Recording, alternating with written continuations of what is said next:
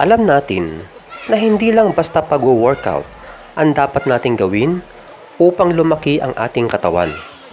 Kailangan din natin ang sapat na tulog at pagkain ng tama upang makarecover ang ating muscle na siyang nagiging dahilan sa paglakas at paglaki nito.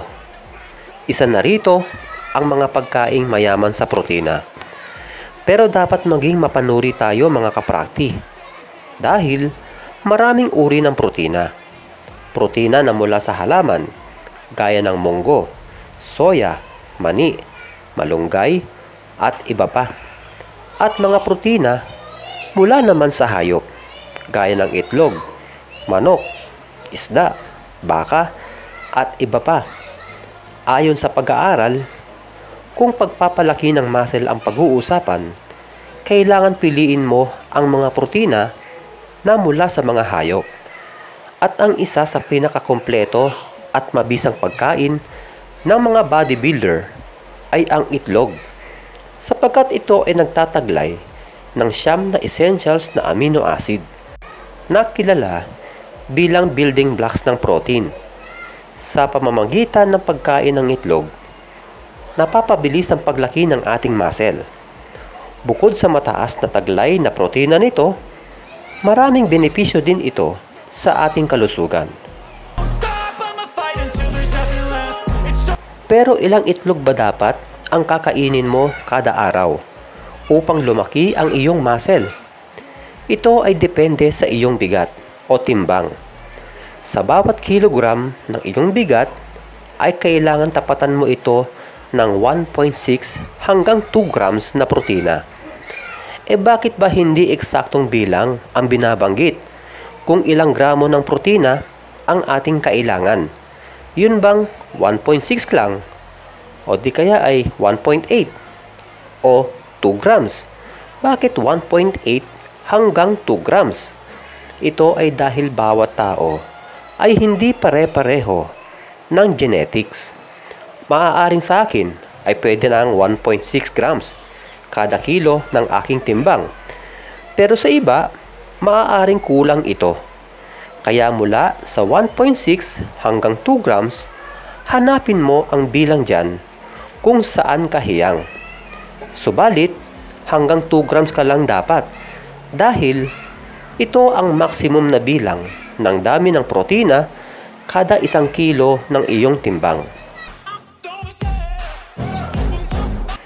Kaya kung ang timbang mo ay 50 kilos, lumalabas na kailangan mo ng at least 80 grams na protina kada araw. Sa 50 kilograms ito ha. Kaya habang tumataas ang timbang mo, natural, tataas din ang gramo ng protina ang kakailanganin mo. Dahil ang isang medium size na itlog ay nagtataglay ng 6 grams na protina, lumalabas na kailangan mo ng 14 itlog kada araw upang matugunan ng iyong muscle sa paglaki nito. Subalit dapat nyong malaman na ang egg yolk o yung dilaw na itlog ay nagtataglay ng mataas na cholesterol at ito ay bad cholesterol. Ibig sabihin, masama sa kalusugan kung naparami ka ng kain ito, lalong-lalo na sa mga may sakit sa puso at diabetes. Ang itlog ay binubuo ng egg white at egg yolk. 60% ng protina nito ay mula sa egg white at 40% naman ay mula sa egg yolk o dilaw nito. Ibig sabihin, kung 6 grams ang taglay na protina kada isang itlog, medium size kung egg white lang ang kakainin mo, lilitaw na nasa 3.5 grams lang na protina ang makukuha mo kung hindi mo kakainin ang dilaw nito. Sa kabilang banda, nasa 2.5 grams lang na protina ang taglay ng egg yolk.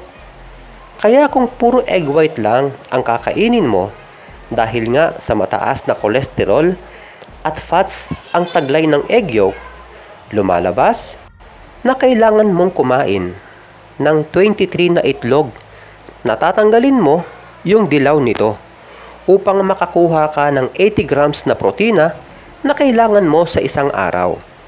Maaaring itanong nyo, ilang egg yolk ba dapat ang kainin kada araw? Ito ay depende sa kalusugan ng isang tao at sa edad nito. Dahil nga sa taas na taglay nito ng cholesterol at fats, maaaring 1 hanggang 2 egg yolk lamang kada araw ang dapat mong kainin. Kaya upang makatiyak ka kung ilang egg yolk ang dapat mong kainin, kumonsulta ka sa iyong doktor. Pero kung ikaw ay 30 years old pababa at sa tingin mo ay healthy ka naman, maaaring hanggang 3 egg yolk ang iyong kainin kada araw. Kung ikaw ay payat at bata ka pa naman, sa tingin ko ay pwede sa'yo ang 4 na egg yolk kada araw. Sapagkat, ang egg yolk ay nagtataglay ng mataas na calories. At dahil payat ka, kailangan mo ang maraming calories upang makatulong sa paglaki ng iyong katawan. At ito ay tinatawag na calorie surplus. Subalit kung ikaw naman ay mataba, o di kaya ay mataas ang body fat percentage mo, maging yung mga nasa cutting pace o mga nagtutunaw ng taba dahil maaaring sasali sa bodybuilding competition o gusto lang talagang magpakats, iwasan nyo naman ang egg yolk. Dahil nga, ito ay mataas ang calories. Sa cutting o sa mga matataba, dapat naman sa inyo ay magbawas ng calories o tinatawag ding calorie deficit. Tandaan nyo mga kaprakti, ang pinag-uusapan natin dito ay kung ilang itlog ang dapat mong kainin kada araw upang makuha mo yung dami ng protina na iyong kailangan upang lumaki ang iyong muscle.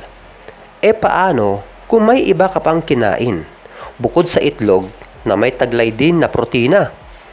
Siyempre, pwede mong bawasan yung itlog na kakainin mo. Halimbawa, sa binigay nating bilang kanina na puro egg white lang ang kakainin mo, di ba 23 na itlog ang kailangan mo? Eh kung ang inulam mo sa tanghali ay manok, sabihin nating nakakuha ka ng 20 grams na protina mula sa tinolang manok. Tapos, hapunan mo ay isda at meron din itong 15 grams na protina. Lumalabas na 13 itlog na lamang ang kakainin mo na puro egg white lamang.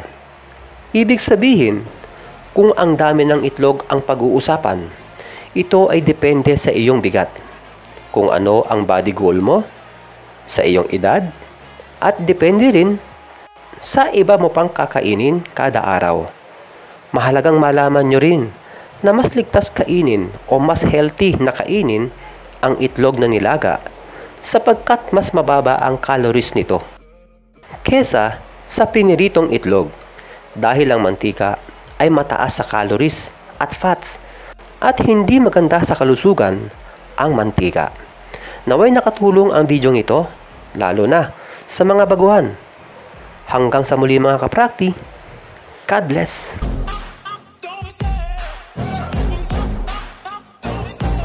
Love the chase and the hunt, and I set the pace when I'm running. I always take what I want and I